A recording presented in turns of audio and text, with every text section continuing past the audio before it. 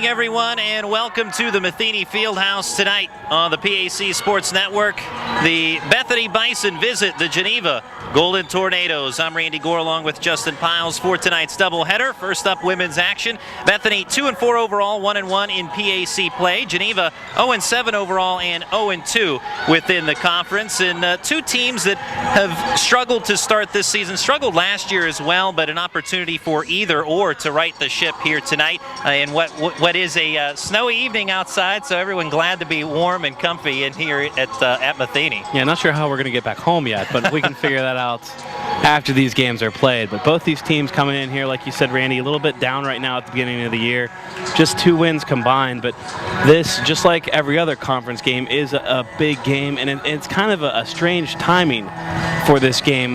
Semester's over, finals are done. You're thinking sort of about Christmas, but you have a basketball game to be played right now, and this can really give you a lot of momentum heading into the new year. And once you get to that new year, conference play picks up with 2 games each week. So while you don't want to talk about must-wins in December, this is a game that you'd like to have, especially since it's against a conference opponent, and for Geneva trying to break that 0-for streak that they have to start out the season, starting out 0-7. We actually had them last week against Chatham, and that was a game that the Golden Tornadoes would like to forget about, and one way that they can forget about it is come out with a victory here tonight against Bethany. And when these two teams played each other here at this facility last season, it was Geneva who came away with a victory, and something that Coach Rebecca Upton of the Bethany Bison has not forgotten about, and she reminded her team about that and some of the things that they did well, did not do so well, and to improve on here tonight. We'll talk more about what the head coaches had to say prior to tonight's contest, but as the folks here at Geneva get ready for the national anthem, we're going to pause for a timeout, and when we come back, we'll have the opening tip. The Bethany Bison visiting the Geneva Golden Tornadoes, the PAC Game of the Week on the PAC Sports Network. Disability affects the lives of over 29,000 people in Fayette, Washington, and Greene counties. Tri-County Patriots for Independent Living are people with and without disabilities working to meet those needs in the community. The success of Triple comes from the commitment of a dedicated board of directors, its members, and volunteers. To continue to improve services, Triple is renovating the historical YWCA building located at 42 West Maiden Street in Washington. This will allow for an assistive internet cafe, increased veteran services, and transportation and wellness to provide skills to help with independent living. Your help and feedback are appreciated, and if you seek assistance, we're here to help. When you're seriously in debt, you know that feeling. It returns every time the phone rings. Things are out of control. A job you were counting on didn't come through, or you got sick. No matter how it got to this point, your creditors don't care or understand, but I do. It's not too late. I can help. If you're embarrassed, overwhelmed, or frustrated, don't be. I'm not here to judge. I'm here to help, and you do need help. Please call me. There is a way out, and I'll get you there. For 3 generations, Sharps Furniture has been proud to serve southwestern PA with their brand of personal service. Being an authorized dealer for Lazy Boy, they are dedicated to providing the finest quality products made here in the US of A. Looking for custom upholstery? Sharps carries a large selection of upholstery to choose from, all made in America. And their friendly staff will deliver right to your front door. Sharps Furniture, your authorized Lazy Boy dealer. Family owned, family operated since 1917. Located just off I-7. When you are in need of fast, affordable, and professional voiceovers, contact Time-Ad Productions. Time-Ad Productions offers voice services for business presentations, documentary narrations, radio, television, imaging, and commercials, movie trailers, corporate phone systems, websites, audiobooks, and more. Visit or contact us online at www.timeadproductions.com. And welcome back to Beaver Falls, Pennsylvania. Tonight on the PAC Sports Network, the Bethany Bison visiting the Geneva Golden Tornadoes. The starting lineups being introduced here momentarily. And before we talk about the starters, let's tell you about our triple three-point shooters of the night. And first for the homestanding Geneva Golden Tornadoes, Miranda Haney, who is 13 of 37 from beyond the arc, hitting at a 35% clip. And for the Bethany Bison, a freshman, Lauren Simpson, she is 14 of 28. That's 50%. from beyond the arc. So she has been lights out from three-point land so far, and a little bit different than what we have spoken of in the past. Usually when we feature our three-point shooters, our triple three-point shooters of the game, for the Bethany Bison, it's Taylor Varico. She's cold so far to start this season, but we've seen her over the past 2 seasons, and we know that when she does catch fire, she can be lights out. And just like any good shooter that is going through a dry spell, just keep shooting, and eventually, hopefully, you get your rhythm back. But Varico ticking at about 10% right now from beyond the arc, and that's not really getting it done. But she's just going to be out there in her normal position at guard, starting again here tonight, and then hopefully for Bethany's sake, she can find that hot touch that she had pretty much all last year. And Varico last season led the team in threes, hit 50 trays, averaged 14 points per game, and a fun-loving type player who tends to keep the team loose. Also, the weather girl on the Bethany campus TV. I think we know what the weather is outside. We didn't have to check with her tonight. It's the forecast is snowy, and hopefully for all folks that are here in attendance, they can make it back home safely. I did talk with Rebecca Upton about the weather. Usually when you go to Bethany, West Virginia, it's treacherous with those windy roads. She said it was actually just raining in Bethany when they left, and of course it's been snowing quite a bit here in Beaver Falls. But nonetheless, that's the scenario. But in regards to Taylor Varico, however, Coach Upton said that she's the type of player that finds a way to score, even though she hasn't been hot beyond the arc. She finds a way to get it done, and you could look statistically speaking, she leads the team in different categories and kind of taking over that Kayla Tarmina type role, that do-everything type of player. She's one of the senior leaders along with point guard Skylar Williams, so she has taken on that role and doing pretty well in it. And it's going to be the guards of Bethany that will really see how far this team can take, or basically see how far this team can take them. That's kind of their strength, and each of them does a little bit of something different. You have Varico and Skylar Williams are the veterans of the group, and then Michaela Tipton also kind of broke out a little bit last year, at the end of last year as a freshman. She has a little bit of a different game than the other two, more of a slasher, where the other two are, especially Varico, outside scorer. Opening tip won by the Bethany Bison, and we are underway. Our PAC game of the week. It's Skylar Williams who will direct the offense as Heidi Mann comes out with the defense for the Geneva Golden Tornadoes. A pair of teams that both are very young, and neither team with a lot of height either. So that'll be an interesting aspect to today's game as Bethany works the offense. Top of the key, Williams looks left to Varico for a three-pointer and drains it. So as we said, she started out the season a little bit cold. Nothing but net on her first try from beyond the arc, and it's 3-0 Bethany to begin. Geneva in the back court, and eventually we'll move it into the forecourt. Lydia Steele pass top of the key, now angle it left side to Nicole Highland, who's been a high contributing freshman. A 2-point shot by Lydia Steele off the mark. A rebound goes to the Bison. 3-0 Bethany leading.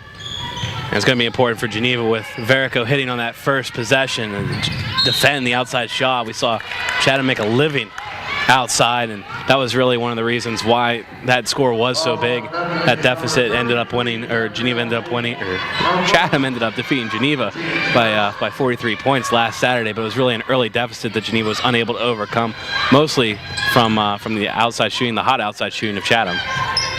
Just to alert our viewers, having a little trouble with our game clock, so we'll keep you abreast of that situation as we roll along. It's 18 minutes and 40 seconds on the clock currently.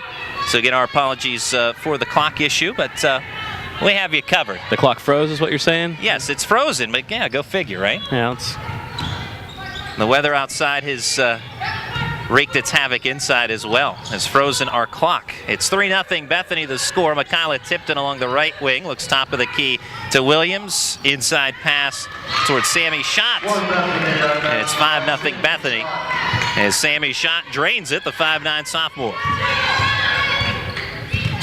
Now Geneva, we had them on the PAC game of the week last week against the Chatham Cougars. And a pass inside, nobody home, is not even looking, was Nicole Highland, but we have a steal right back though by the Golden Tornadoes. Heidi Mann, pass to Samantha Fisher. And now for the three-point try, Heidi Mann knocks it down, and it's a 2-point game. Well, neither of these teams really three-point shooting teams, not really their primary offense, but connected in the first couple minutes of this one side. And Mann, the team leader in steals with 17. She started that off, initiated that possession with a steal, and ended up concluding the possession with a three-point try and connect. And after a traveling call on the Bethany Bison, it's Geneva on the offense again. Coach Lori Wynn of the Golden Tornadoes said that the team, looking back from last week, just has to simply improve across the board, offensively, shooting, defensively. Taylor Verico trying to go left side of the lane is hampered and fouled by the Golden Tornadoes. And up until that game against Chatham, Geneva had been playing better ball than they had last year. Their scoring has been up. Their turnovers have been down.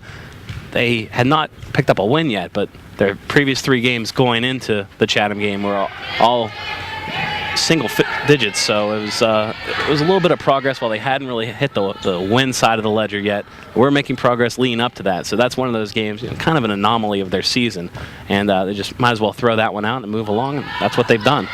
Second free throw drops through for Taylor Verico. She goes 1 for 2 at the stripe. 6-3 Bethany leading. 17 minutes and 22 seconds on the first half clock.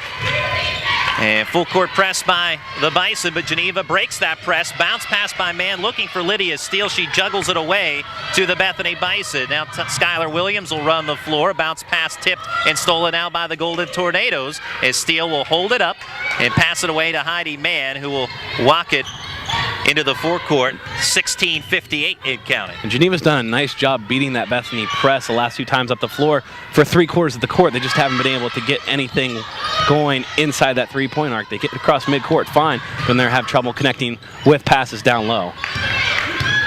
Ball pinballs around, eventually corralled by the Bethany Bison, leading by 3.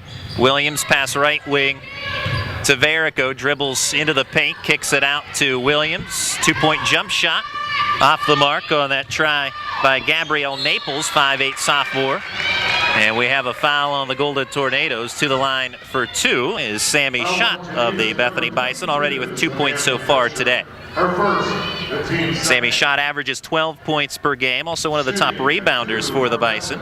6.7 rebounds per game, and losing some height down low with one of the injuries to the Bison freshman, 5'11" freshman Carly Grady. She's out 4 to 6 weeks with an injury, and Rebecca Upton saying about that, talking about that injury, quite unfortunate. First free throw, no good. Second free throw, also no good for Sammy Schott. So score remains 6-3.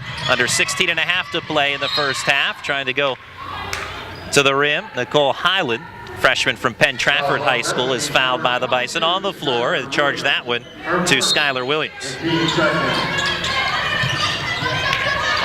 Off the inbounds pass, jump shot by Miranda Haney, off the mark, but an offensive rebound.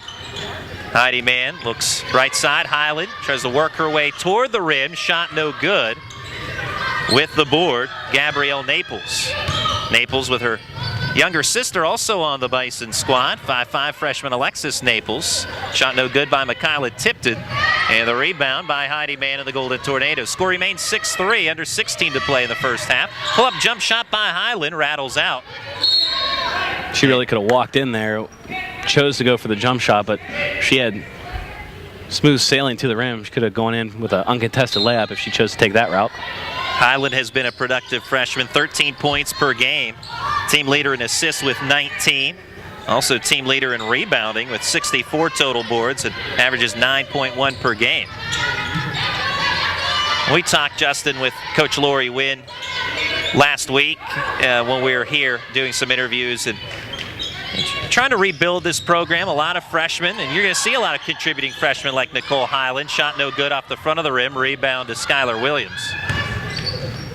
Program trying to get it going in the right direction, Coach Lori Wynn, and this is her 3rd year as the head coach of the Golden Tornadoes. Tried by Schott, off the mark. Rebound by the Golden Tornadoes, and then the giveaway, miscommunication. Fisher had the rebound and looking for a lead pass, but just gives it away. And that's been a problem in the first 5 minutes. 2 or 3 times there's just been miscommunication. Open players not looking for the ball and pass going their way. It's a problem on both ends. The player trying to receive the pass has to be looking for the ball, and the player throwing the pass has to recognize that the player is there in position to receive the pass. Taylor Verico has tipped in top of the key. Now Schott will try to drive baseline, muscles her way toward the rim. It is fouled by Samantha Fisher. Samantha Fisher, her second. Team foul. Score remains 6-3. Shooting 2 for Bethany, Sammy Schott. Taylor Verico with 1 3-point connect. Sammy Schott with a deuce. Verico with 1 free throw. The free throw shooting a bit of an issue here in the early going for the Bethany Bison. Yeah, Schott not having a whole lot of luck at the line, 0 for 3 so far, and she entered this game a 70% free throw shooter, 12 of 17 on the year. So maybe she just doesn't like the rims here at Geneva, but hasn't been able to make one from the charity line just yet. Second one rattles out. So 1 for 6 collectively, the Bethany Bison at the stripe, and the score again stays 6-3. So Geneva hanging around in the early going. Highland, nice drive off the window, and it's a 1-point game.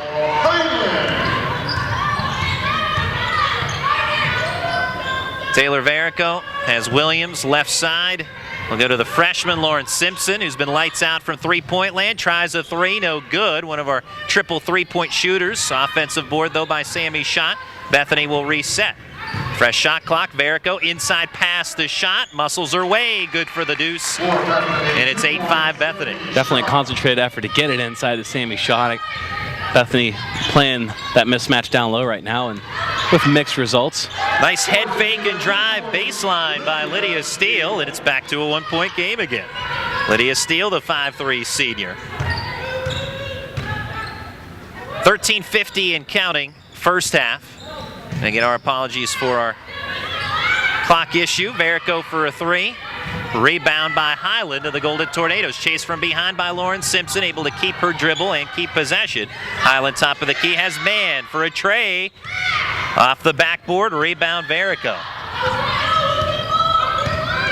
Stays 8-7 Bethany. Crossover left, Verico passed a shot for a tray off the mark. Air ball out of bounds, Geneva possession. Into the Geneva lineup, number Checking in for Geneva, Marissa Haney. Is taking a seat is Miranda Haney, the sisters, one in for the other.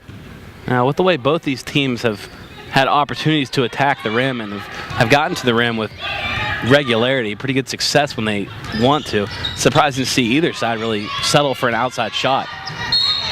Trying to go baseline on a pass toward Lydia Steele, but it's tipped out of bounds by the Bison. We saw 3-pointers at both ends, neither which hitting rim. I think if you're either team, you want your offense to be based down low, especially with the lack of interior defense right now. Man with the laner, no good. Rebound Williams. Yeah, there's been plenty of shot opportunities, and not a whole lot of makes. There's a giveaway, is stepping in front of that pass. Nicole Highland does not have numbers, throws up a right-handed shot, gets her own rebound. Still without numbers, kicks it out. Left corner, 3-point try by Haney, drains it. Marissa Haney gives Geneva a 10-8 lead. Marissa Haney. Lauren Simpson has Skylar Williams right side. Steele with the defense, swinging around left side to Verico. She'll drive in, no look bounce pass towards Schott. Has to scrap for the possession. Now Williams for a tray off the back of the iron. Rebound tipped around, Schott will corral it. Finds an open player, drains the 2-point jumper, does Shelva Burns. Burns, 5'9", freshman, ties up the contest. Players ready to check in for each side. Miranda Haney waiting near the scores table for Geneva. A couple of players for the Bethany Bison. 2-point try and knocking it down, Becca Sargent. Sargent, 5'6" junior. She's one of the top outside shooters as well for Geneva. 3-point effort by Simpson, no good. Rebound, though, on the offensive glass by Verico. Put back off the window, a little high, no good. Rebound Highland, 2-point game favoring Geneva on their own home floor. PAC Game of the Week on the PAC Sports Network. Glad you can be with us today. Driving toward the paint. Becca Sargent, pass right side. Man now toward Highland, spins around on the right side, low blocks, gets the shot to drop of the foul. Oh, I thought they were going to get her for steps there. It looked like she may have slid her pivot foot or changed her pivot foot. Looked like a whole lot of action going on with the footwork at least, but Into the line for Bethany, number 10, Alexis Davis. she'll head to the line anyway. 4-point lead for Geneva, and I was right with you on that one. Yeah. I thought you might have the traveling call, but instead the bucket and the foul. And Highland to try and convert the 3-point play. Maybe we just have a better vantage point. We're looking down at the feet. Maybe that's where we could see that. Free throw, no good. And loose ball rebound. On the baseline is Haney. That is Miranda Haney. Well, we do have a nice view here, and I'd like to thank Van Zanik and all the folks here from Geneva for the great setup. Christy Lear, who was fantastic, the SID here at Geneva, working with us over the past week and a half. Verico, no good. Put back, also won't fall. Rebound swatted out of bounds by Geneva. Believe that was off the hands of Becca Sargent. But big thank you to the folks here at Geneva, welcoming us warmly. 4-point lead for the Golden Tornadoes. Bethany moving left to right across your computer screen. Left-handed hook shot won't drop for Gabrielle Naples, and the Golden Tornadoes take possession. Man, quick passing underneath, shot by Sargent, no good. Tall off the glass, rebound Taylor Verico. Verico leads the floor. Bison in their road blacks, and there some steps against Verico. Geneva in their home whites. Sargent will administer the inbounds pass. Token pressure by Shelva Burns. Highland drives left side, kicks it out for a 3-point try by Sargent. No good. Collision on the rebound, but Verico keeps her feet and keeps possession. Passes ahead. And a 16-footer by Naples. Won't drop. A rebound by Heidi Mann. Now, Mann, a two-sport athlete, which will be part of Justin's focus in our halftime feature during the men's game. We talk about Heidi Mann, Zach Hayward, and Tyler Damazo. As Geneva with another bucket, and Bethany wants a timeout. So with 10:07 to go in the first half, it's 16-10 Geneva. We'll take a break on the PAC Sports Network. 3 generations, Sharps Furniture has been proud to serve Southwestern PA with their brand of personal service. Being an authorized dealer for Lazy Boy, they are dedicated to providing the finest quality products made here in the US of A. Looking for custom upholstery? Sharps carries a large selection of upholstery to choose from, all made in America. And their friendly staff will deliver right to your front door. Sharps Furniture, your authorized Lazy Boy dealer. Family owned, family operated since 1917. Located just off I-70, exit 19B in Washington, PA. Welcome back to the Matheny Fieldhouse. 16-10, Geneva with the lead. 10:07 on the first half clock. And Bethany calling a timeout. And Coach Rebecca Upton, she spoke about the team's struggles on the road, and for whatever reason, they have had their fair share of problems on the road. And remember last year, Geneva's only PAC win, they went 1-17 in PAC play. Their only PAC victory came at home against the Bethany Bison. So Coach Rebecca Upton hoping to wash away memories of that loss. And she said turnovers were a big issue for her team last season here at Matheny. And that's been a problem area again so far in this game as they trail up by 6. Turnovers and really the half-court defense. Bethany is not preventing Geneva from getting to the basket.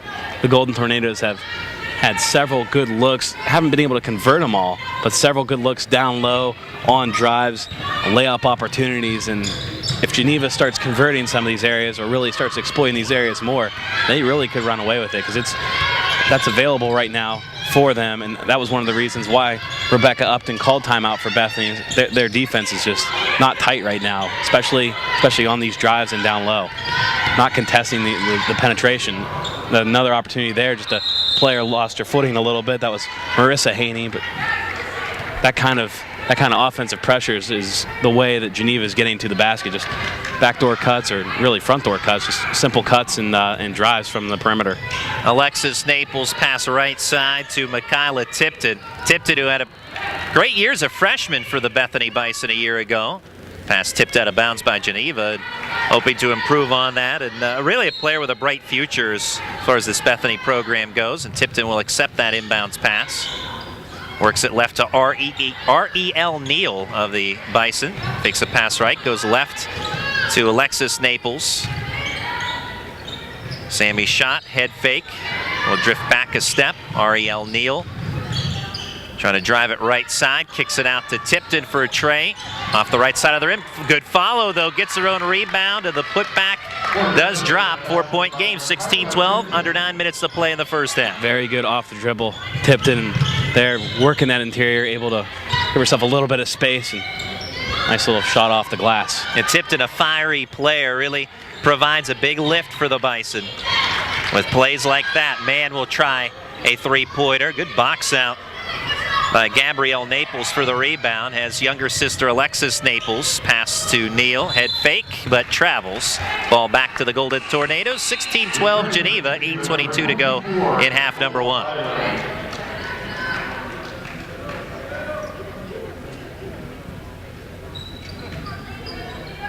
Full court pressure by the Bison.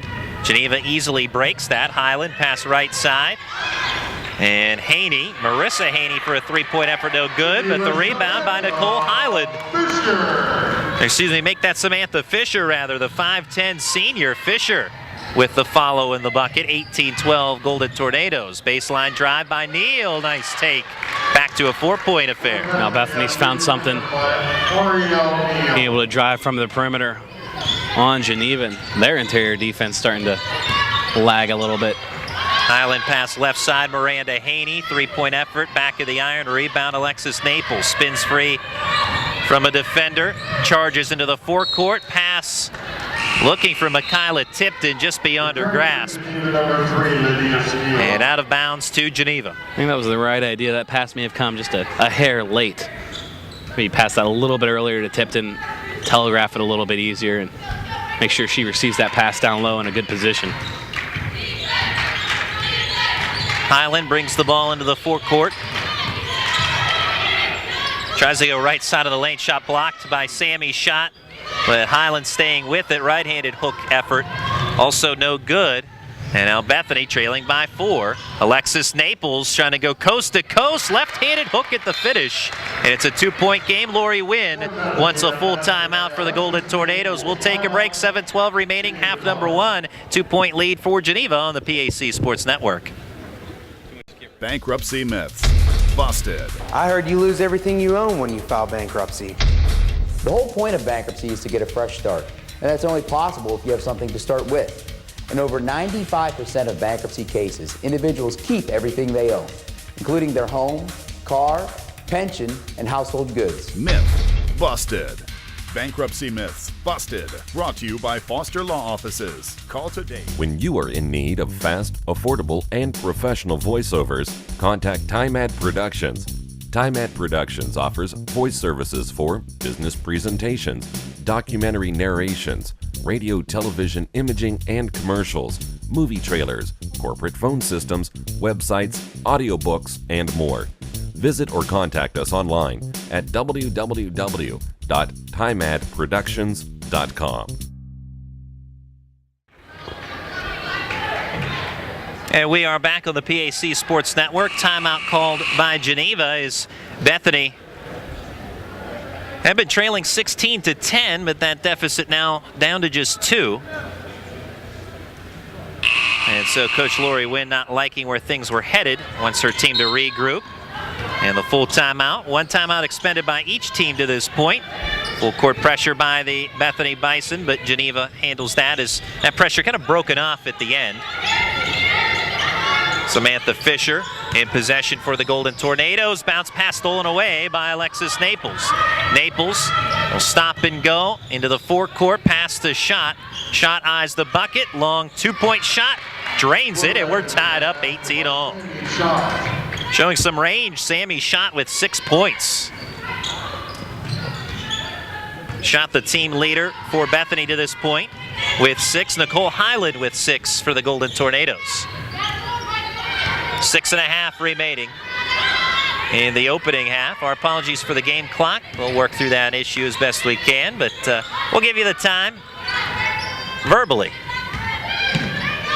And a bounce pass tipped and stolen again by Alexis Naples. Throws a lead pass in stride. Shot looking for a bounce effort toward Michaela Tipton, but another steal returning the favor, the Golden Tornadoes. A lot of turnovers on both sides, and surely both teams' head coaches can't be satisfied with that. And another giveaway, this time by Fisher. Lead pass shot has Neal, but steps the traveling call on R.E.L. Neal of the Bethany Bison.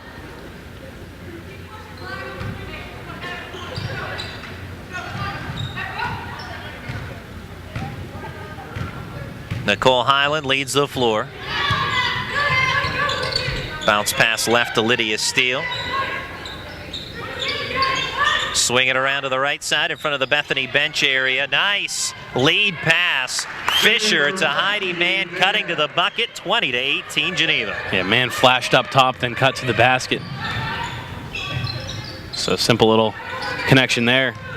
Easy lay-in for her. Ball on the floor, Tipton finds it. First shot no good. Putback won't drop either. Swatted out of bounds by Highland.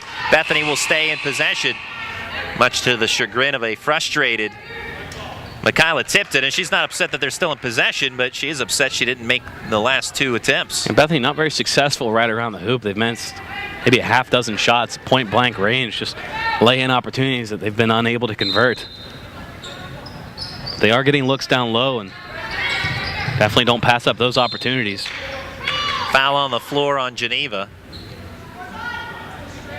Foul on Geneva's number 24, Nicole Highland. Charge that one to Nicole Highland. That's her first. Relatively clean game played to this point. 14 fouls on Geneva, 3 team fouls on Bethany. Taylor Verico back in, ready to administer the inbounds pass from the baseline area. Does so right in front of the half-court stripe. The ball ends up in the arms of Skylar Williams. Verico from the left side, angles right, crosses over left.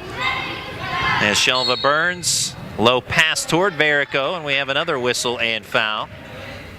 Verico leaning on Lydia Steele.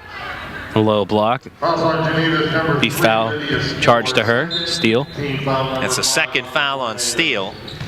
5th team foul now on the Golden Tornadoes. Inbounds pass, right-handed hook off the mark by Carolina Gasparo. Board to the Golden Tornadoes. 2-point lead for Geneva, under 5 to play in the first half. Now, a lot of time you make a big deal about points in the paint, but I'd like to see the points not in the paint right now for Bethany, because they've missed a ton of down low, wide open opportunities. That's really been a big difference and a big reason why they're trailing by 4 instead of up by 4, or maybe even more, because they've had some great looks at the hoop, just unable to get anything to fall from point blank range. Nicole Highland moments ago came wide open. Missed assignment by Bethany defensively, and Highland ups it to a 4-point lead, but tick that down to a 1-point lead as Taylor Verico connects for another 3-pointer. That's her second of the night. She has 7, and it's 22-21 Geneva. And she can definitely be a difference maker when she's on. Verico, not so much this season so far, but deadly from the outside. Couple 3-pointers so far for her. And Mann answers with a tray of her own, back to a 4-point advantage for Geneva. Back of the iron rebound, no good for Burns. Board to Samantha Fisher. Fisher, the tallest player on the roster for the Golden Tornadoes at 5'10". The good news for Geneva, where they are often at a disadvantage in terms of height, as Highland misses the first attempt, gets her own rebound. Bethany without much height either. And good work underneath as Highland missed on the first try, on the second as well, but the third time's the charm for Highland. 6-point lead for the Golden Tornadoes, matching their largest lead of the game. Strong take, but won't drop for Gasparo. Board to Heidi Mann.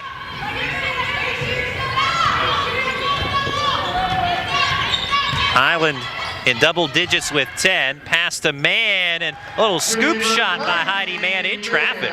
Found some space in between the defenders and just threw it up there. Had a good look at it, though. Didn't just throw it up recklessly. Had a good look. Knew she had a spot to put that shot up, and did. Now Mann in double digits as well, so she joins Highland, both with 10 apiece for Geneva. Verico for 3, feeling it, but that one rattles out. Tries to get her own rebound and play it off the leg of one of the Golden Tornadoes, but actually is out of bounds upon her touching it. So Geneva possession, leading by 8, 29-21, their largest lead of the contest.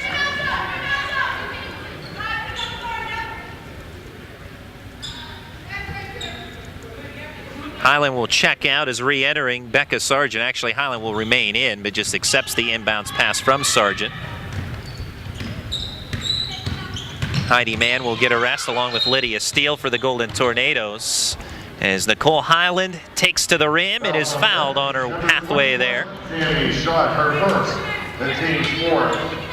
Shooting 2 for Geneva. Foul mark to Sammy Schott, the 5'9" sophomore, is Nicole Highland at the charity stripe, with Geneva leading 29-21, 2:30 on the nose, 2:30 remaining in this first half. 30 now to 21 as Highland connects from the stripe.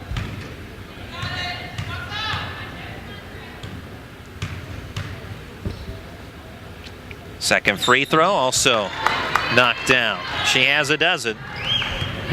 Big point in this game right now. Inside 2:30 to go before halftime. 10-point lead for Geneva.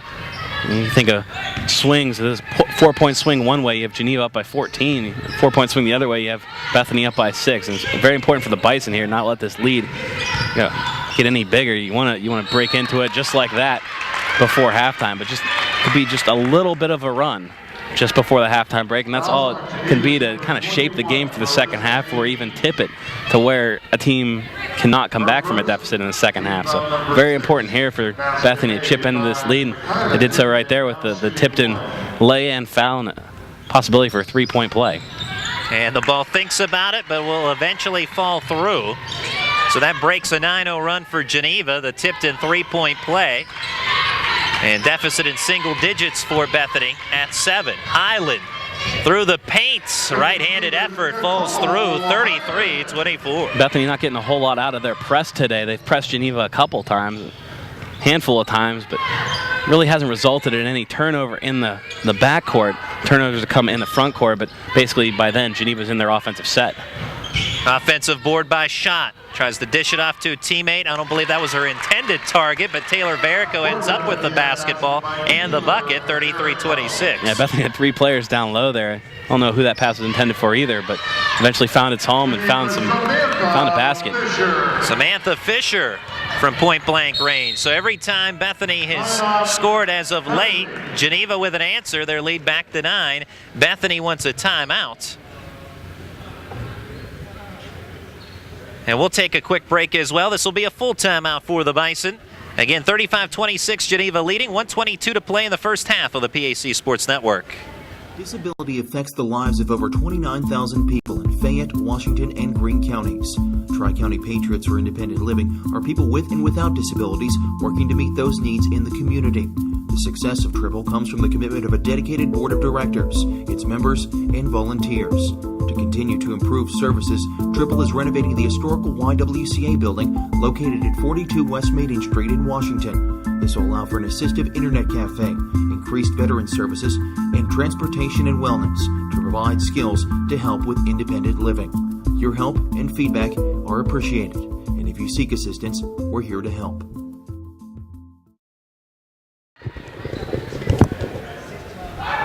Back in Beaver Falls, Pennsylvania, 35-26 Geneva with the lead. 1:22 to play in the first half. Coach Rebecca Upton calling a timeout for the Bethany Bison, and she wants to see some results. Her team had cut the score to 22-21, but since then, a 9-0 run by Geneva had opened up a 10-point lead, and the lead has fluctuated back and forth to 7 to 9 points. Every time Bethany trims it to 7, Geneva has an answer. And Bethany back on the offensive again. Looking inside for Gasparo. Scrap on the floor on the loose ball. Tie up arrow with the Golden Tornadoes. Well, that was Gasparo down on top of that ball. It was really Sammy Schott that kind of forced that turnover. She didn't make a good crisp pass, and Bethany needs to do a better job of making crisp passes, being able to receive these passes. But that's kind of how these turnovers have developed. They're a little too quick offensively, not looking at where they're passing the ball, just kind of throwing it. It's kind of like a hot potato. That's kind of how Geneva has been able to force some of these turnovers. They're really unforced errors by the Bison.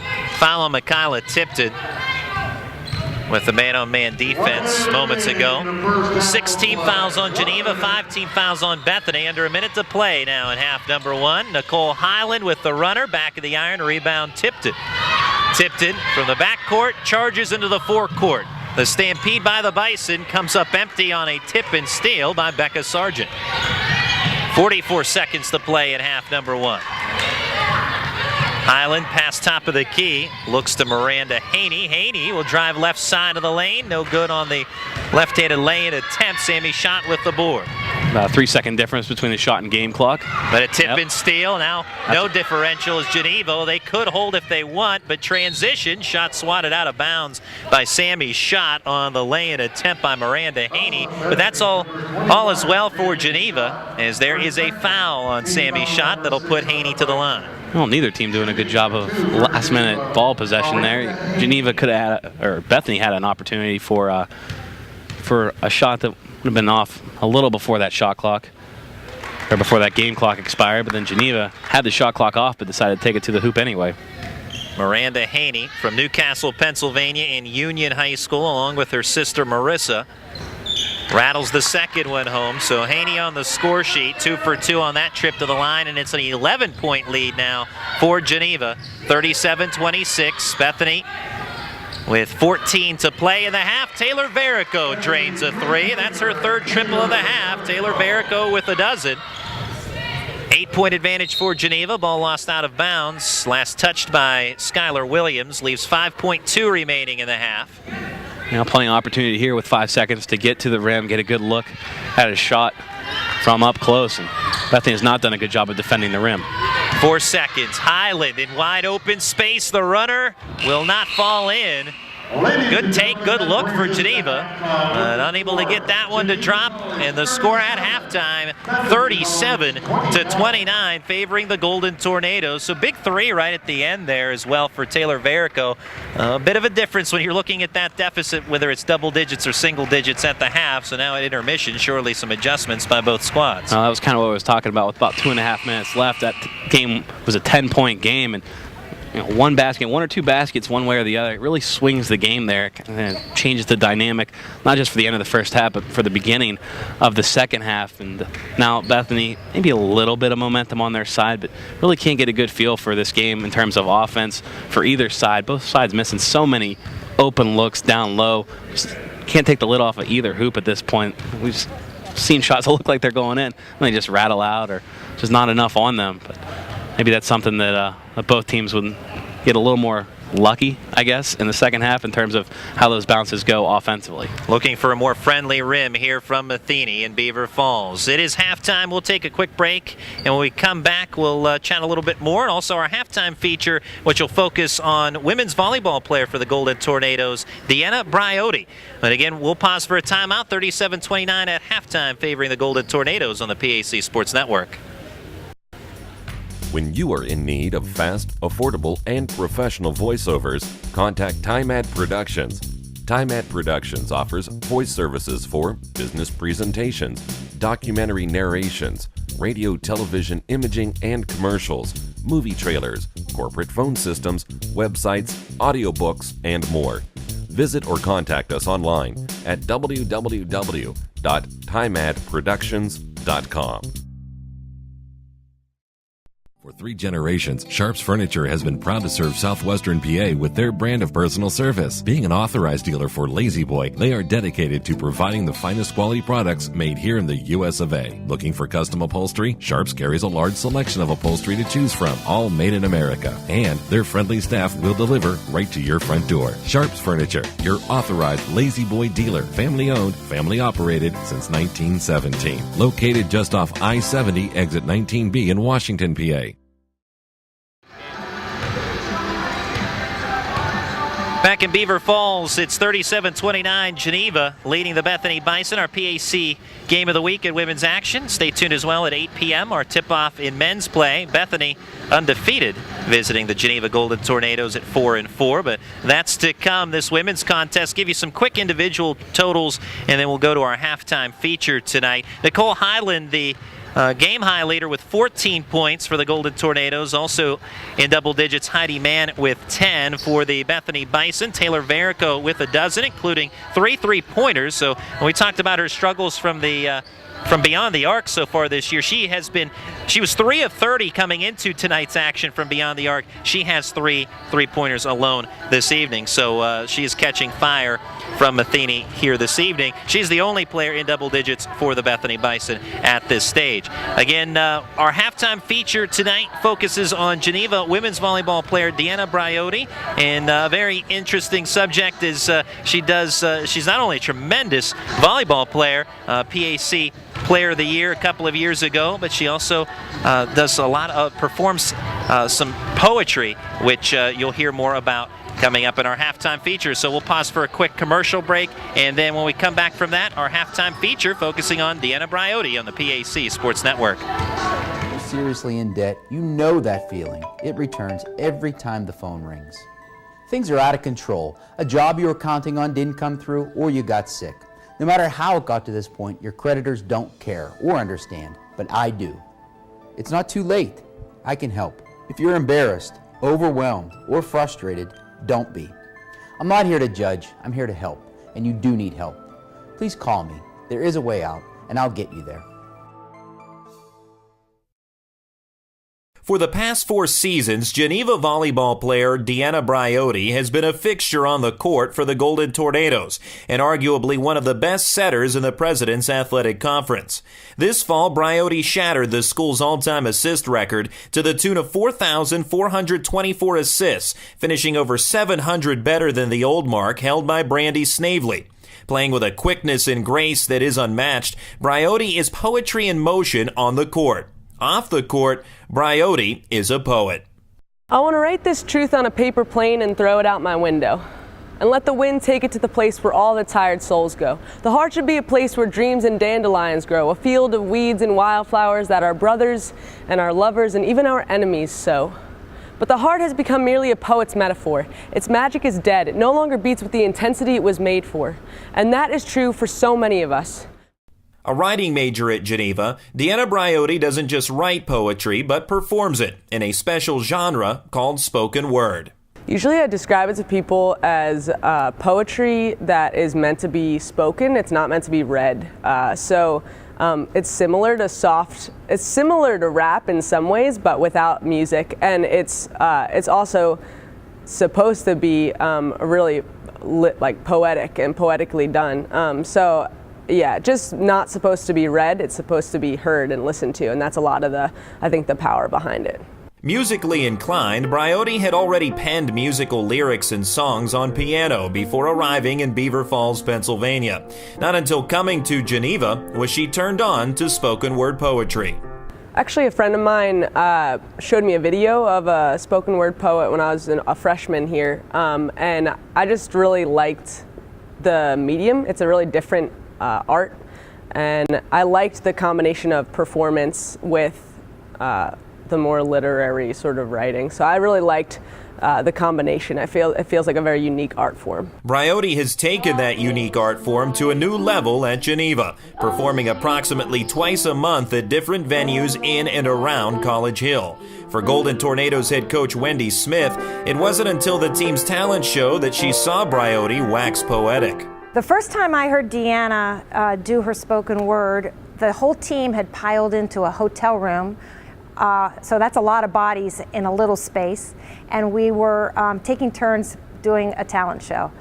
I didn't even know she had this gift in her. I didn't know what spoken word was.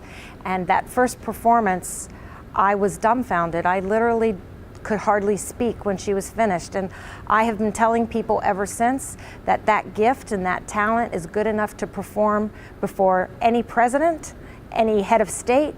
It's really, really powerful. The team is kind of obsessed with Deanna and her poetry. Whenever she first performed for this year's team at the talent show, everybody was just kind of in awe. People were tearing up when she did her poetry, and then she also played a song on the piano and sang the one that she had written. And then from then on, people were just kind of amazed by her. 2 of the freshmen made t-shirts for one of her performances at the library this year. So it's just been pretty cool to see how everybody has just loved Deanna because of, everything that she is, but also because of her spoken poetry and everything. Ashley Davis is an outside hitter who has been the recipient of numerous Briote passes. Both seniors, Davis remembers the first time she witnessed her teammates' gift of poetry and music. I think the first time that I saw her do poetry was our junior year at the talent show, but the first time that I saw her perform a song that she had written was actually preseason our freshman year. We were up in one of the upperclassmen's rooms and they had a keyboard up there. And so she played the keyboard and sang, and it was just really cool to see because, you know, you come in meeting everybody and it's just, everybody's a volleyball player. You really don't know anything about the rest of their lives, and to see how talented she was in something so completely different than volleyball was just really cool. Sometimes I wonder where this science comes from. Who made up these rules? When did this faulty femininity formula become the right one? I just don't understand how tryouts and performances have become a girl's entire life. Unafraid to tackle controversial subject matter, Briote has authored a poem concerning the public image, or as she puts it, requirements of females today, titled Pinocchio's Sister. Another of her poems that has stirred up conversation deals with illegal immigration.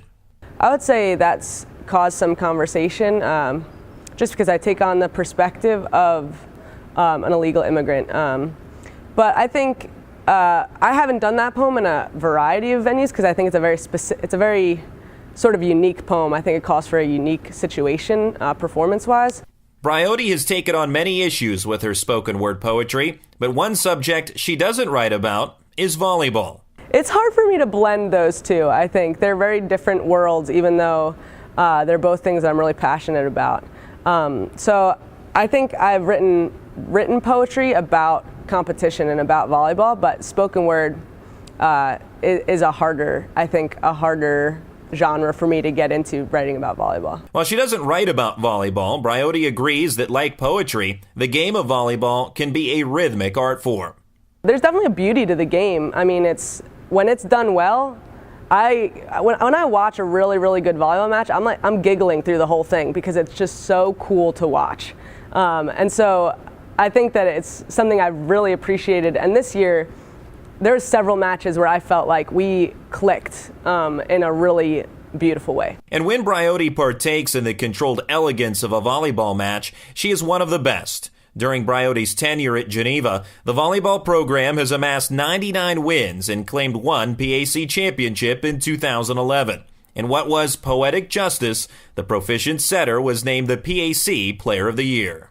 Volleyball here has been such a joy, and I think I've met people and made relationships that I would never have made elsewhere. And it's just been fun, and the fact that we've been successful for the most part has been great. I mean, no athlete likes to lose, so we've loved coming in and being successful. And sophomore year was when we won the PAC was awesome and so fun and so memorable in so many ways. And this year's senior night, I think, was one of my highlights of the 4 years, too, when we beat Bethany here.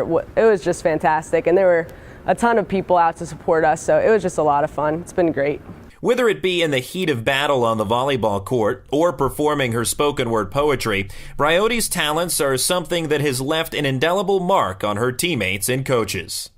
It is amazing how talented she is. She has her spoken word, she can sing, she can write the songs, and then she is amazing at volleyball and other sports. I mean, she's just an athlete, and it's so cool to see how many different facets of life she is so skilled in. When she walked into Geneva in her freshman year, she was never a freshman. She was immediately a leader, even as such a young player. And she's maintained that respect of her teammates. She just knows what to say. She knows how to rally the troops. She's also an incredible encourager. So she's the most encouraging voice, and I've appreciated her over the years because she's helped me temper some of my harsh words to maybe a little bit more encouraging words. So I certainly have learned something from her that I will take away. Now done with her volleyball career, Deanna Briote isn't quite sure what the future will hold. She has aspirations to perhaps teach someday, but no matter what may be in store in the years to come, one thing will be most certainly a constant, and that is her poetry. And through it all, I will write poetry, though I know it's an old-fashioned art. I'll use my pen as a flashlight as I walk through the weeds and wildflowers of this human heart, for it is a garden of beauty and pain, and the world forgets that truth. And let's be real, God knows I'm one of those tired souls that sometimes forgets it too, but all the same, I'm going to write this truth on a paper plane. I'm going to throw it out my window. I'm going to pray the wind takes it to all the hopeless places it needs to go. I pray some weary stranger sees it and picks it up and realizes that his heart isn't meant to be fenced in and caged up. I hope he realizes that he has a choice, just like each of us, to be greater and freer and so much more than just enough. Thank you. Disability affects the lives of over 29,000 people in Fayette, Washington, and Greene counties. Tri-County Patriots for Independent Living are people with and without disabilities working to meet those needs in the community. The success of Triple comes from the commitment of a dedicated board of directors, its members, and volunteers. To continue to improve services, Triple is renovating the historical YWCA building located at 42 West Maiden Street in Washington. This will allow for an assistive internet cafe, increased veteran services, and transportation and wellness to provide skills to help with independent living. Your help and feedback are appreciated, and if you seek assistance, we're here to help.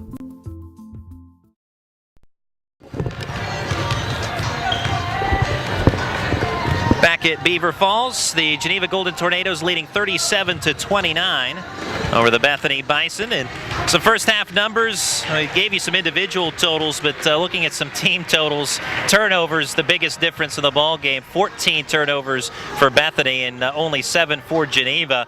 And really that's played a large role in why Geneva has the 37-29 lead that they do right now. And it's not on our score sheet, but I think missed opportunities down low also is a big part of this game. There's a handful of opportunities that Bethany's missed in the paint.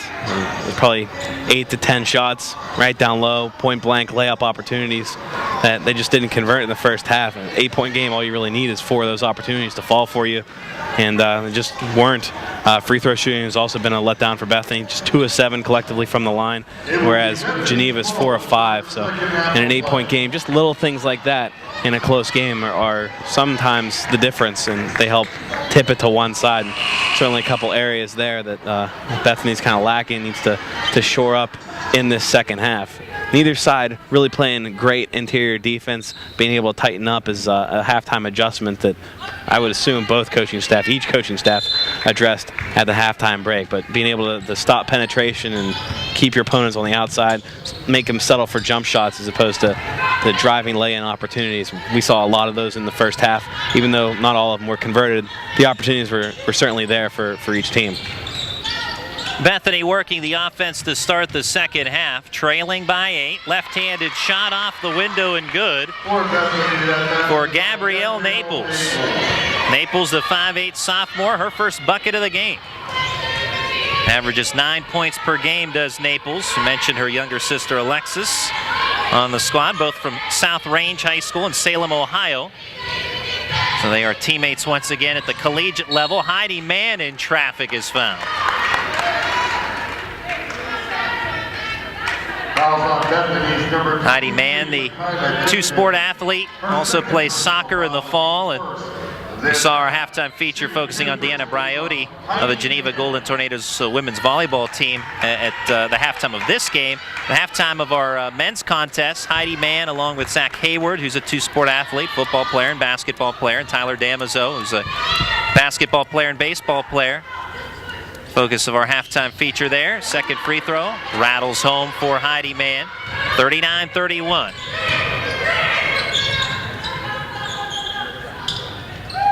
Pass inside, stepping in front, the steal by Fisher. And ball lost out of bounds, but off of Bethany.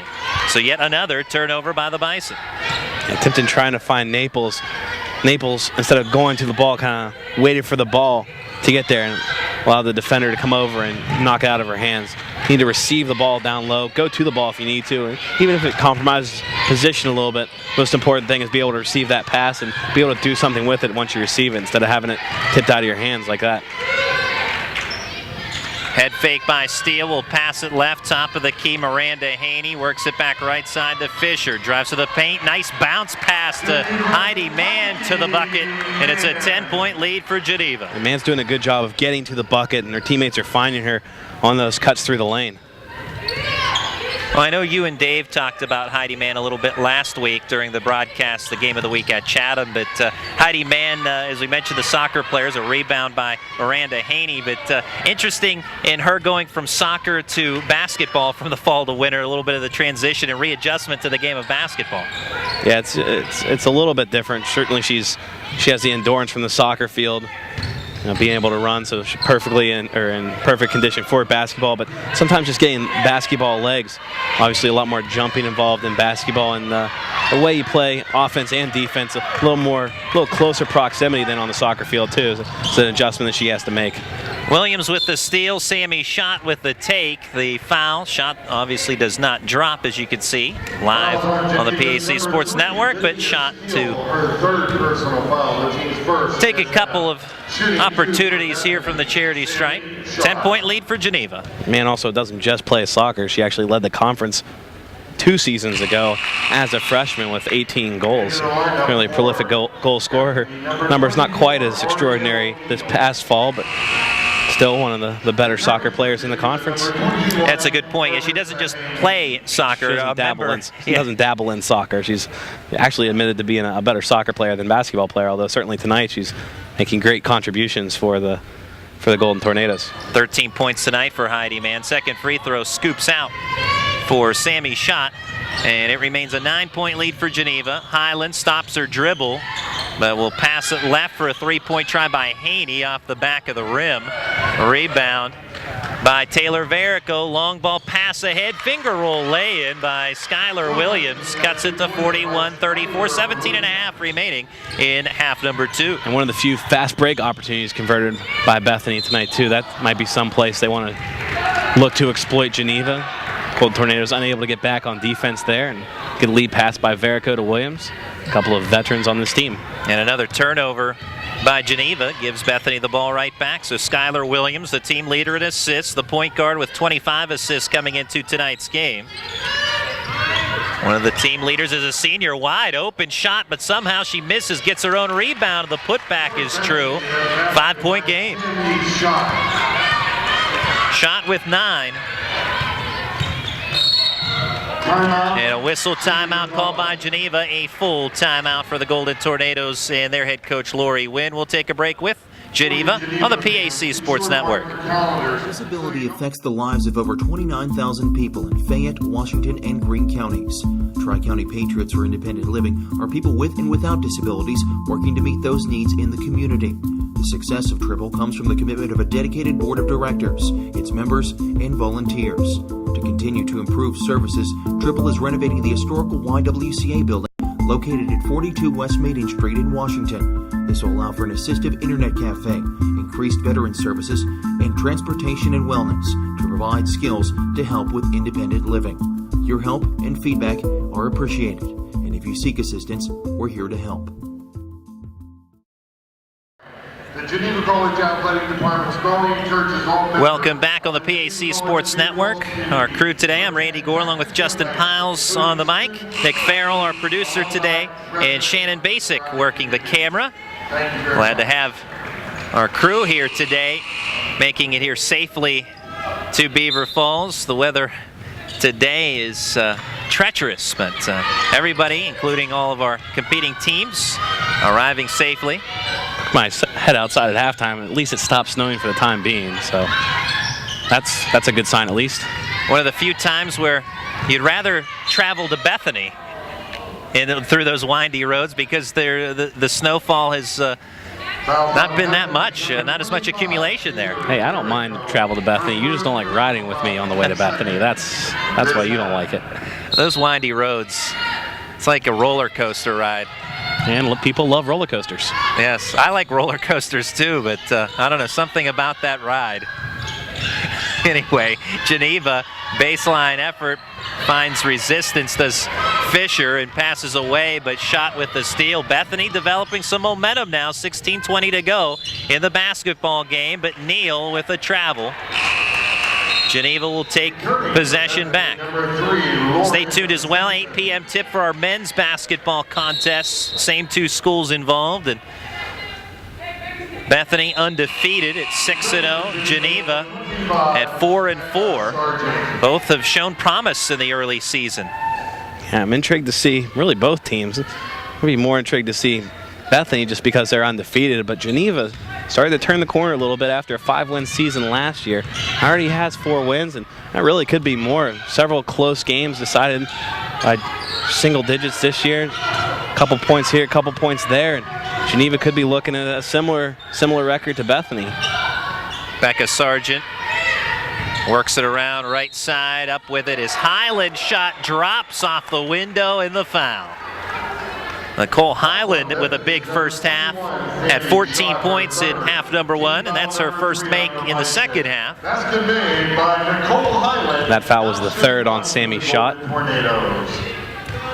Third team foul on the Bison in the second half. 3-point conversion will not work out for Miss Highland, but Bethany trailing again by 7 now to Geneva. Bounce pass to Neal. Neal will circle right side of the lane. Strong take. And good finish as well by R.E.L. Neal. Neal with 4 points today. Hails from Detroit, Michigan. Becca Sargent guarded by Schott. Dribbles right. Haney back to Mann for 3, knocks it down. Heidi Mann, whether it's inside or out, has been on point today. She has 16. 46-38 Geneva. Now Simpson for 3, our triple 3-point shooter of the game for the Bison. Her first make from the outside. She has 5, and the lead trimmed to 5 again for Geneva. Bethany fighting back in this second half. Highland into the forecourt as Fisher. Now it's Sargent. Will go back left, head fake by Mann as she drives the paint and is fouled on her way through. It's kind of the way the outside shooting has gone in this game. One side makes a shot, the other side immediately with the answer. But we won't see long stretches of where each side is cold from the outside until kind of the shot and then the answer again. So it's been a choppy outside shooting game, but kind of comes in spurts. Both teams around 30% shooting from beyond the arc today. Samantha Fisher, baseline, puts up a shot, was hampered, I believe a partial block by Gabrielle Naples. Skylar Williams, her pass knocked down by Heidi Mann. Good sliding recovery, though, by Williams. Neal with a head fake, dribbles left, slithers through defenders, won't fall. Burns with the putback. And the lead trimmed to 3 for Geneva. Shelva Burns, a 5'9" freshman, makes it 46-43, nearing the 14-minute mark of half number 2. Fisher has it stripped free by Simpson.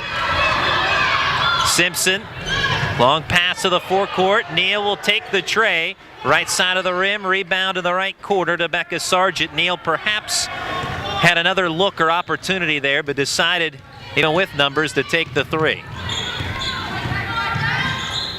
Bounce pass by Mann to Sargent. Will dribble right around Burns. Spins out of the rim. Fight for the rebound.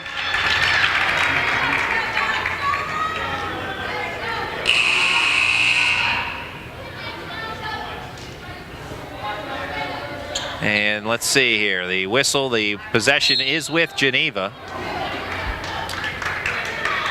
And a timeout called from Bethany as well. We'll take a break, 46-43 the lead, favoring the Golden Tornadoes, 13:32 to go in the contest. We'll be back on the PAC Sports Network. When you're seriously in debt, you know that feeling. It returns every time the phone rings. Things are out of control. A job you were counting on didn't come through, or you got sick. No matter how it got to this point, your creditors don't care or understand, but I do. It's not too late. I can help. If you're embarrassed, overwhelmed, or frustrated, don't be. I'm not here to judge. I'm here to help, and you do need help. Please call me. There is a way out, and I'll get you there.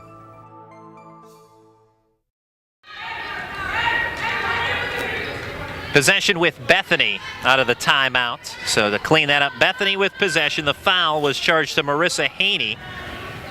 on the dive for possession. So Haney charged for her second foul. It's a second team foul in the second half on Geneva as well. 14 fouls on Bethany as they work the offense. Open for a 2-point jumper and knocking it down, Alexis Naples. 1-point game. It's the closest Bethany has been since this game was 22-21 Geneva.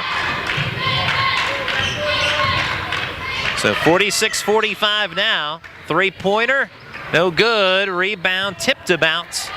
And another whistle. Fouls on Bethany's number 23, Michaela Tipton, who whistled for this foul. I thought that was on Heidi Mann for going over the back of Tipton. I had to wait for a moment. I was thinking along the same lines. Third foul on Tipton. Inbounds pass to Marissa Haney. Haney finds her sister Miranda. Bounce pass right back to Marissa. Shot off the backboard, off the right side of the backboard. And Michaela Tipton loses her dribble, gets it back. Pass tipped out of bounds by Heidi Mann. Possession stays with the Bison as Lauren Simpson will inbound. Very near her own head coach, Rebecca Upton, gets it into Alexis Naples, and now it's Tipton. Bethany with a chance for the lead. Simpson for the deuce, and Bethany has taken the lead, 47-46. Lauren Simpson with 7 points, 5 of the 7 in the second half. 12:26 to go in the ball game. Fisher dribbles right, picks up her dribble. Now goes to Sargent left side, guarded by Burns. Back to Fisher in the left corner, has Mann. Spinning her way toward the rim, loses possession, but tipped out of bounds off of that by Tipton. Number 21, Sammy Schott.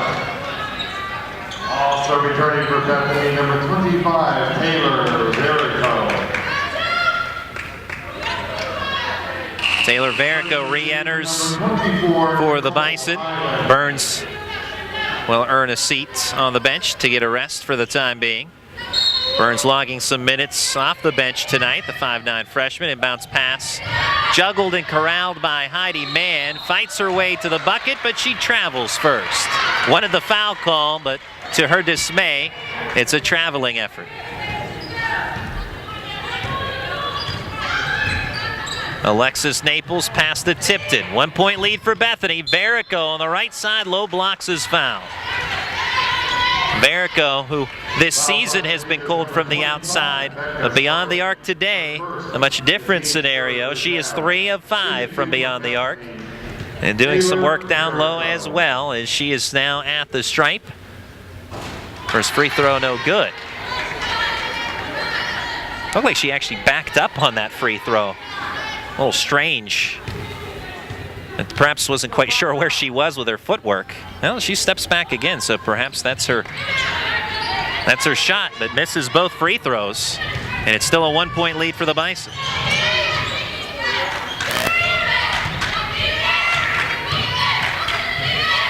A little unorthodox, but your shot is your shot. Heidi Mann receives the pass from Haney down low. Has resistance, kicks it back out. Highland with a nice finger roll, and Geneva regains the lead, 48-47. And that shot's been there for Highland. A little finger roll in the lane. It's been there all night for her. Able to make another one there. Simpson, 2-point pull-up, no good. Tipton putback won't fall. Rebound Highland.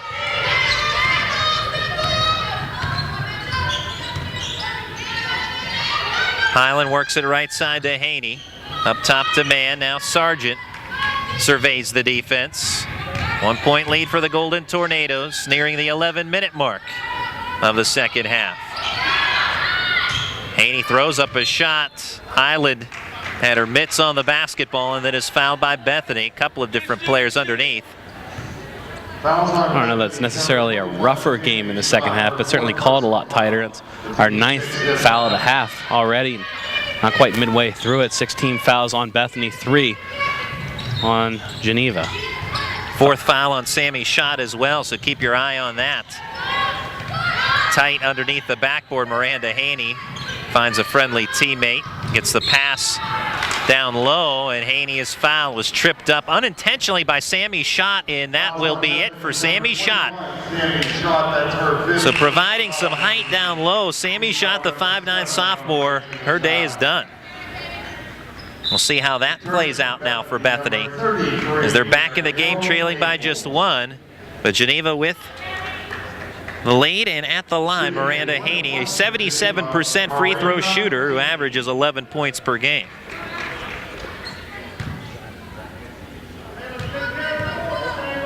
She's 2 of 2 from the stripe tonight, and on the front end of the 1-and-1 cannot connect. Rebound by Taylor Varico. She'll lead the floor. 3-on-2 for the Bison. Varico goes coast to coast but can't finish. Rebound Heidi Mann. 10:35 and rolling in the second half. Wide open, Nicole Highland. Up and under move. Falls in for Nicole Highland. She has 20. And she has had wide open space all night long, has Nicole Highland. And much to her credit, she has converted.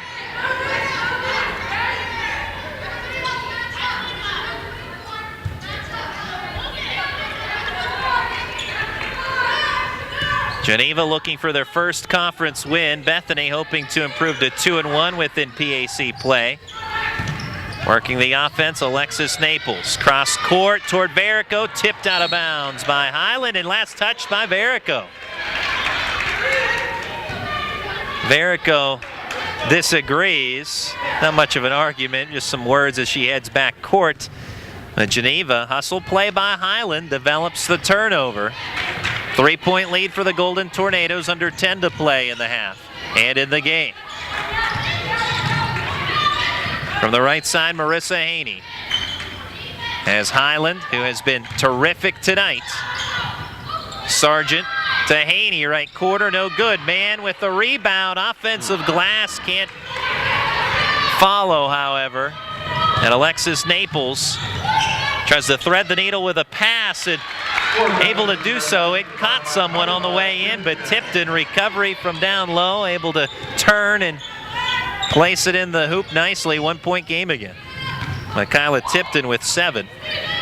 Becca Sargent, no good. Rebound goes to Bethany. Any one of 3 players could have had it. Ends up in the arms of Alexis Naples. Naples leads the floor, spins her way into the paint, kicks it left side to Gabrielle Naples.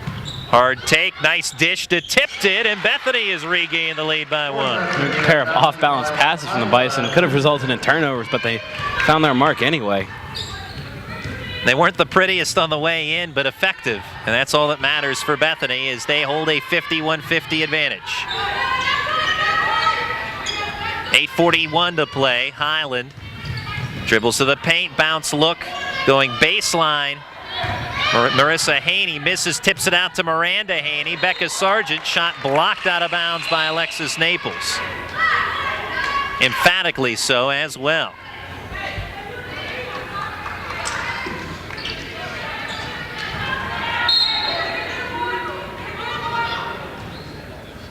To administer the inbounds pass, baseline area, Highland has Lydia Steele back in, the senior. Pass tipped out of bounds by Tipton. You love the hustle that she brings to the floor. Whenever you watch the Bethany Bison women's team, Michaela Tipton, you keep your eye on her because she is all over the floorboards. And another speed to her game, kind of unmatched by anyone else out there on the floor. And not just the hustle, but the aggressiveness too. She's not afraid to take it to the hoop and not afraid to man up on a much bigger player right now with Heidi Mann. She's following her around the court, and Mann has a couple inches on her. And you could tell she enjoys defense just as much as offense. So she likes to score, scored over 1,500 points at Wellsville High School. There's a jump shot for Samantha Fisher, and Geneva has regained the lead. But just to wrap up on Tipton, you can just see, you can really tell that she enjoys both sides of the floor, both ends of the game. A talented scorer as she was in high school at Wellsville. Coming up empty on that trip, Bethany, and now Geneva trying to set up shop again. Becca Sargent from the right corner. 1-point lead for the Golden Tornadoes, 7:38 remaining. Mann, top of the key pass to Fisher. Left side has Steele for 3. Off the backboard, Fisher with the rebound. She's fouled in the area. Gabrielle Naples. She is charged. And Naples clubbed Fisher in the head, more or less. Team foul number 8 on the Bison this half. It's the second foul on Naples, 8th team foul for Bethany, although this is a shooting foul for Fisher, so she'll have 2 regardless. And gets the first to fall through. Fisher with 5 points this evening, 5'10" senior. Only a couple of seniors for Geneva. Actually 3 on the roster, but 2 that see significant time, Lydia Steele and Samantha Fisher. 3-point lead, nothing but net on the second free throw. 54-51. Bethany has had slim leads in the second half, but have been unable to maintain the advantage.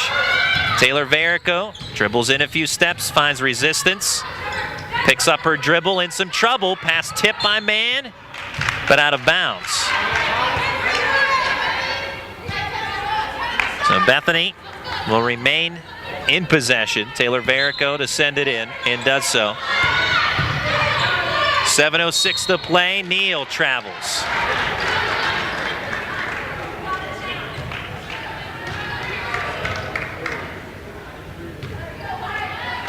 Stay tuned to the post game. We'll hand out our Foster Law Office's player of the game.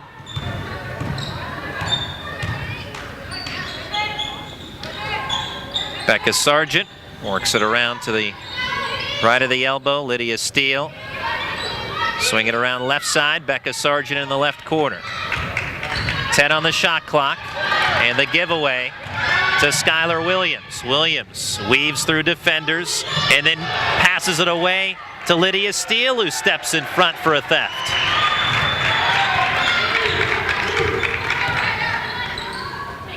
Steele fakes a pass left, drives baseline, and is fouled.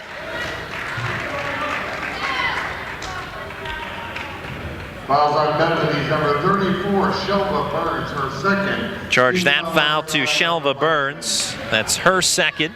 19 fouls on Bethany. But again, this is a shooting foul for Lydia Steele. Steele from Vandergrift, PA, and Ford City High School. Stands at 5'3". First free throw, no good. Returning for Bethany, number 10. I mentioned a couple of seniors that see time for Geneva, but Coach Lori Wynn trying to rebuild this Geneva program. Formerly from the NAIA, now in the President's Athletic Conference for several seasons now as they've settled into PAC play. Second free throw was true for Steele. She has 3, and the Golden Tornadoes with a 4-point advantage. Naples to Neal, right side. Steps back beyond the arc, has Varico. She'll dribble right around a screen. And comes back left with a pass to Alexis Naples. Strong defense right now by Geneva as Neal takes a long 3-point jump shot, too strong on the effort. Loose ball rebound to Varico. And gets the shot away, does find rim. Rebound, though, to Heidi Mann and Geneva. Mann with 16 points tonight. The game-high score, Nicole Highland with 20. Mann from the left side, head fake on Neal. Behind the back dribble, tries to pass it away, but she loses the ball out of bounds off a Bethany player. Number 23, Makayla Tipton, and number 33. 5:34 remaining in this one. And Geneva has had the lead for the vast majority of this affair with the Bethany Bison. Bethany has taken 2 one-point leads in the second half. Left-handed hook, no good for Fisher. Rebound, Varico. Geneva just trying to do just enough on offense to keep Bethany at bay. Draining that one. Gabrielle Naples. A nice shot there. Naples saw an open opportunity to sink a 2-pointer, and she did. Really, no one came out to guard her. No one came out to contest the shot. Might as well take an open shot. There's a good look down low. So much of that tonight. Just unlucky bounces on shots that looked like they were going to have an easy chance to go in, just rimming out. Tipped it underneath. Tries to circle through, finds Burns open for a 15-footer, won't drop. Rebound, Becca Sargent. 2-point advantage for Geneva, it remains. 4:41 and counting. in the second half.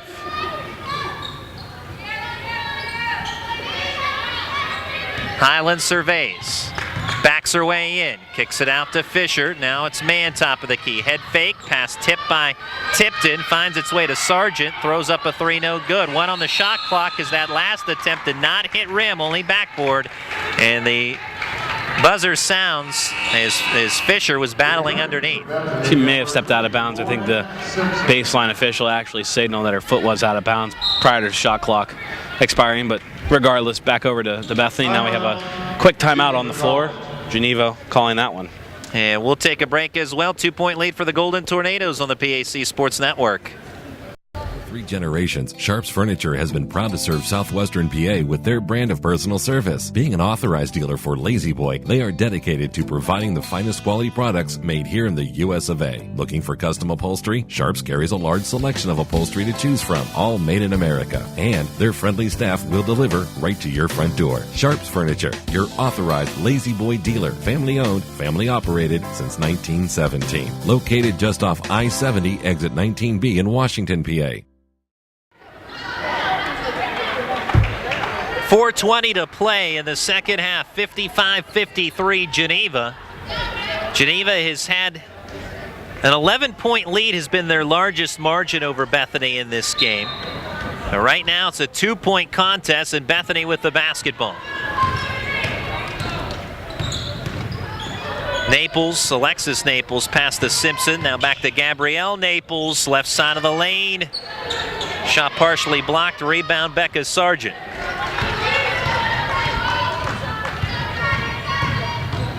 Highland tries to go all the way with it. Shot blocked by Verico and tipped it in the area. In possession to Bethany.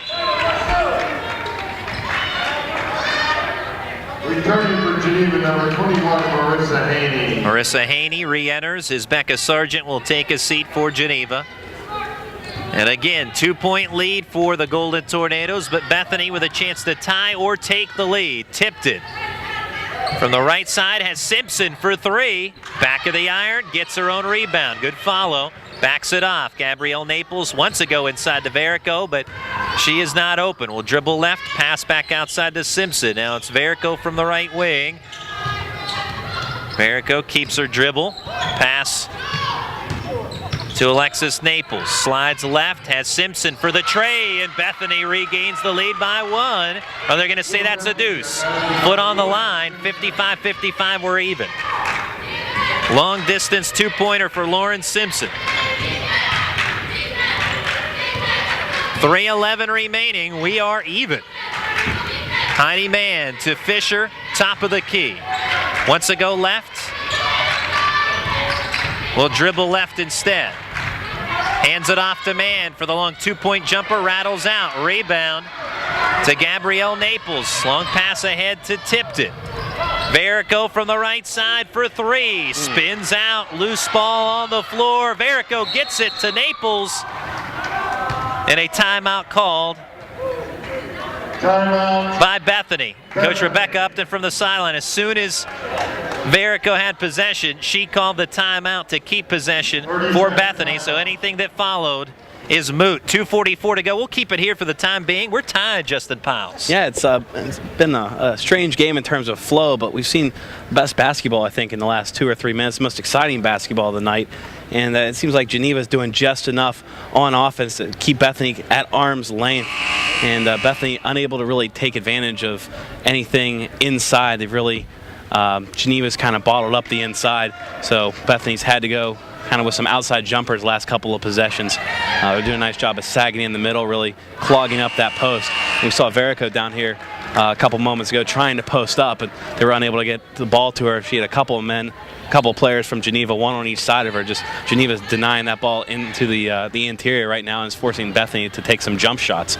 We'll see what happens here with the ball underneath the hoop if somebody flashes open underneath. Inbounds pass to Gabrielle Naples. She's fouled.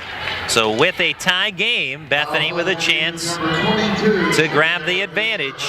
Again, they've had several 1-point leads in the second half, but those leads have been short-lived. Foul charge to Samantha Fisher, her third. That's the 4th team foul on Geneva. But keep that in mind as we're late in the second half. 14 fouls for Geneva, 9 for Bethany. That's really big with as close as this game is. Foul situation, certainly you'd love to have the fouls to give if you're Geneva. And Bethany, of course, can't do anything silly or ticky-tack far away from the hoop. After Naples made 1 of 2 from the free throw line, now a steal. Naples has the ball swiped out of her hands, out of bounds, off of Naples' body, and Geneva will take possession. Are we going to have a foul? Ooh. Wow, a foul coming up on Lydia Steele. I thought that was a great defensive play by Steele, getting her hand in there. Certainly from my vantage point, it looked like she had all ball. Naples had the ball on her left hip, and Steele just swatted that ball. That was a tough call for her. I thought that was a fantastic defensive play in transition as well. Backpedaling like that, it's difficult to make that play. Yeah, we have a pretty good angle from up here, and I'll concur, Justin Piles. I saw what you saw, but what matters most is what's on the floor, and now another foul on Geneva, and this will be a shooting foul for Alexis Naples. 4th individual foul.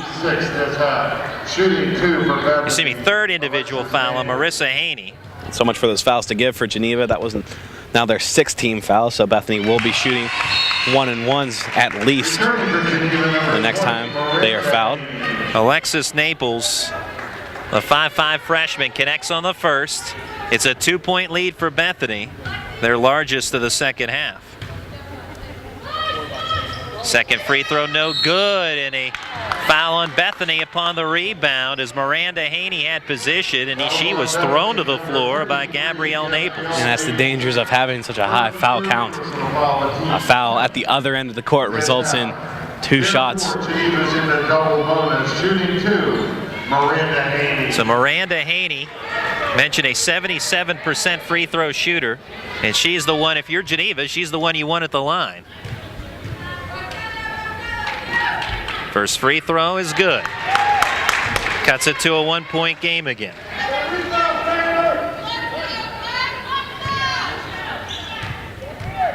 Three of 4 from the stripe tonight.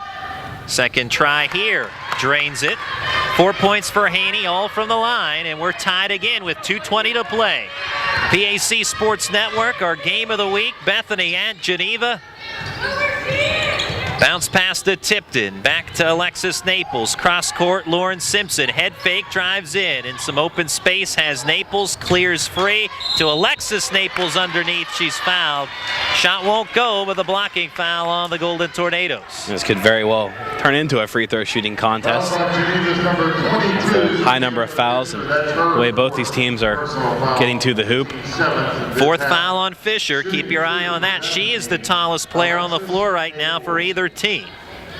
Keep in mind also, Geneva, very short bench over there with just 2 reserves. I don't know that we talked a whole lot about that today. Mentioned it last week against Chatham, but just 7 healthy players for the Golden Tornadoes. And if you get into a foul situation, maybe not in regulation, but if we end up going to an overtime period, that's definitely something you have to keep in mind. 1 of 2, and Bethany has regained the lead, 58-57. Pressure defense. Geneva, with 2 minutes to play, handles the defense by Bethany quite nicely. Heidi Mann spins to the right as Nicole Hyland with a game-high 20 points. Hyland passes left to Miranda Haney. Haney with the take, but the block by Taylor Varico. Loose ball, though, jarred free by Geneva, and a foul as Lauren Simpson had possession. And Miranda Haney commits the infraction. Looks like as soon as we get this all sorted out with the foul call, there's a signal from the Geneva bench for a full timeout. Team foul number 8 on the Tornadoes. So foul on Miranda Haney. 1:39 remaining. 58-57 Bethany. We'll take a break as well on the PAC Sports Network. When you are in need of fast, affordable, and professional voiceovers, contact TimeAd Productions. TimeAd Productions offers voice services for business presentations, documentary narrations, radio, television, imaging, and commercials, movie trailers, corporate phone systems, websites, audiobooks, and more. Visit or contact us online at www.timadproductions.com.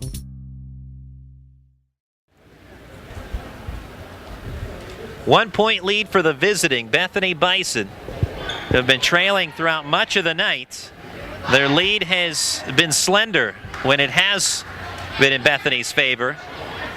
And right now they have a 58-57 advantage, and we'll have some free throws coming as well. Well, actually, at least one. It's a 1-and-1 opportunity here for Lauren Simpson. Simpson, the freshman, has had few free throw attempts this year. 3 of 4 coming into tonight's play.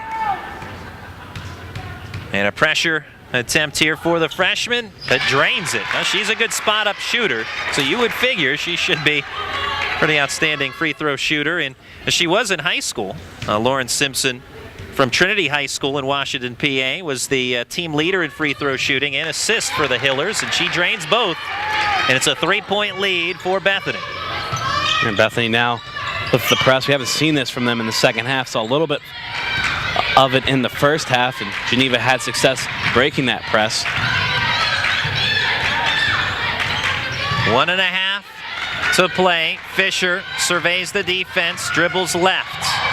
Geneva looking for the open shot. 9 on the shot clock. Man, behind the back dribble. Strong take. And the finish, 60-59. Bethany's lead cut to 1. Boy, that was a pretty play by Heidi Mann, going right hand to left hand behind the back and finishing left-handed on the left-hand side, just like you should.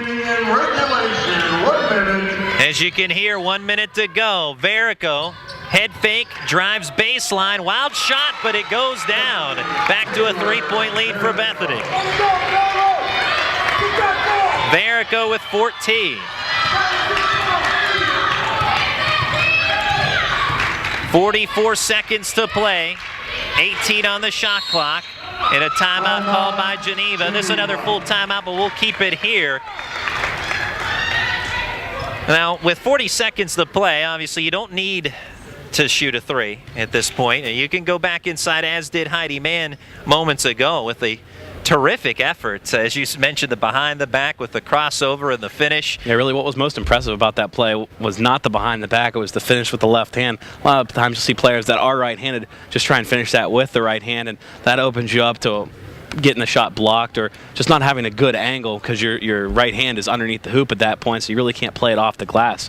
So a great job by her being able to keep it out of the way from the defenders or away from the defenders, anybody trying to block that shot, and then also having the angle coming down that left side. So just a beautiful play by her, and a big play because Geneva certainly needed the points in that situation. But here with 40 seconds left, like we were talking about, definitely don't need a 3. If you have an open 3, I think you take one if you have one of your outside shooters, but definitely don't need to hurry in this situation.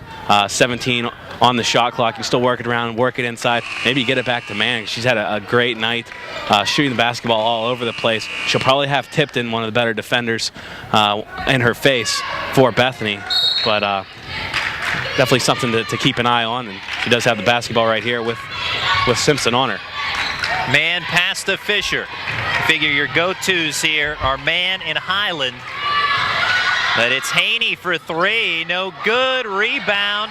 Eventually corralled by Gabrielle Naples. Pass to younger sister Alexis. Still no foul yet from Geneva with a 3-point lead. Now Verico is fouled. Underneath the bucket in a hard collision underneath. And that is Fisher. That'll be her 5th. With the shot clock off, Geneva needed to foul, and Verico kind of helped that out a little bit by driving through the hoop, kind of initiated that foul. Number one, you definitely don't want an offensive foul in that situation, but she could have pulled that back out, wasted a little bit more time on that clock. Now she has to make a couple free throws. 3-point game still. Definitely not out of the woods just yet. It's up to Verico to sink a couple free throws here. And this a 1-and-1. Knocks down the first, she'll earn a second. A 76% free throw shooter for the season. Will improve upon that. So big hit there. Give Verico 15 unofficially tonight. It knocks down the second. So 16 points for Verico. And now Bethany wants a timeout. So 64-59, the lead has expanded to 5 with just 18 seconds remaining.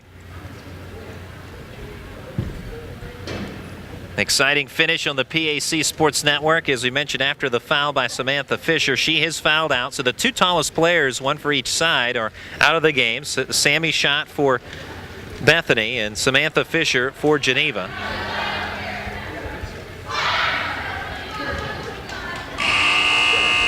Now, Coach Rebecca Upton earlier tonight said that she did not want to see a repeat of what happened here on this floor last year. Geneva defeating Bethany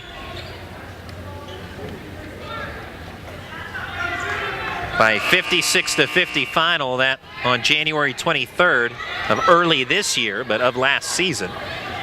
The all-time series tied 12-12 between the two schools, a series that began back in 1977. Full court pressure by Bethany. 15 seconds to play. Heidi Mann, they need a quick bucket through the Golden Tornadoes. They go to Haney for 3, and she drains it, Marissa Haney. And it's a 2-point game, 8.9 to go. Quick foul by Marissa Haney. That'll be her 4th. Well, Geneva keeping hope alive. This is number 21, Marissa Haney. Her 4th personal foul, the team's 10th. So with 10 fouls now, 10 team fouls on Geneva, 2 shots no matter what for Alexis Naples. I think you need to make 2 shots no matter what if you're Naples. That would make your head coach breathe a little easier. Knocks the first down, does the freshman.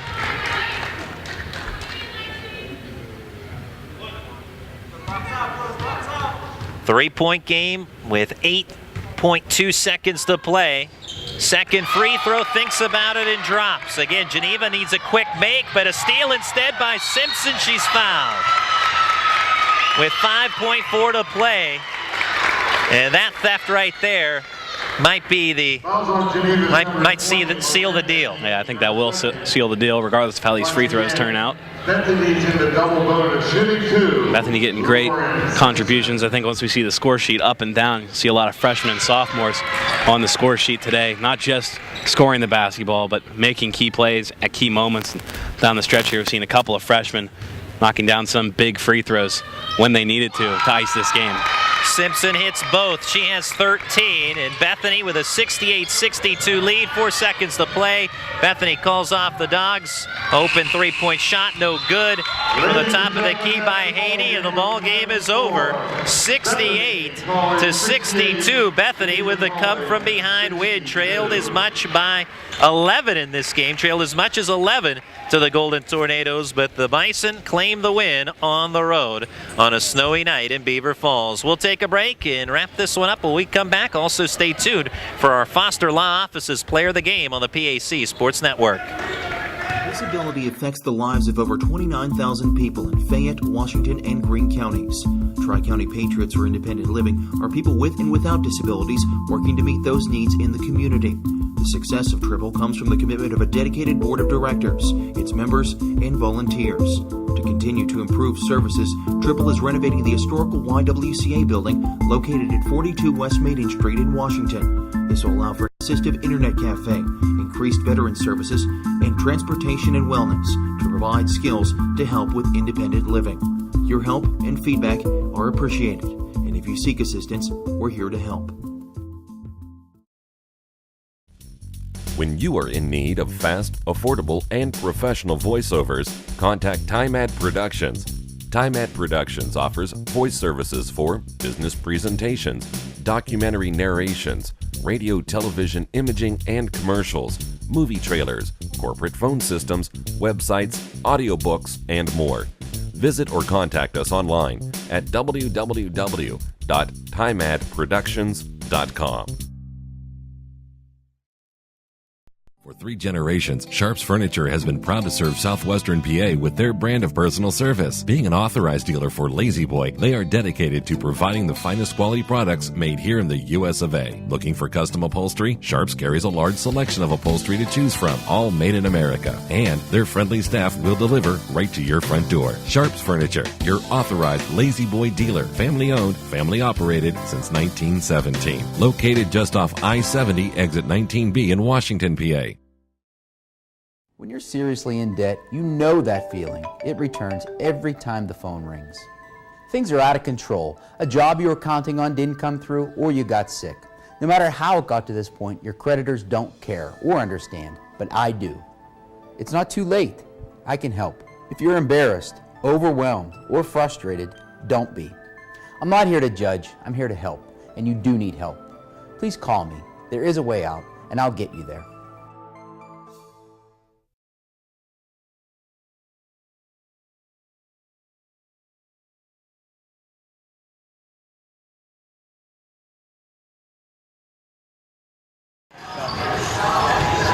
Welcome back to Beaver Falls. The Bethany Bison in women's play defeating Geneva 68-62. As you can see on the PAC Sports Network, the men's team's out on the court warming up, and we'll wrap this contest up, the women's action, here momentarily. 68-62, Bethany victorious, and we'll run through some numbers here very quickly. Individually for Geneva, Nicole Highland with a game-high 20 points, Heidi Mann with 19.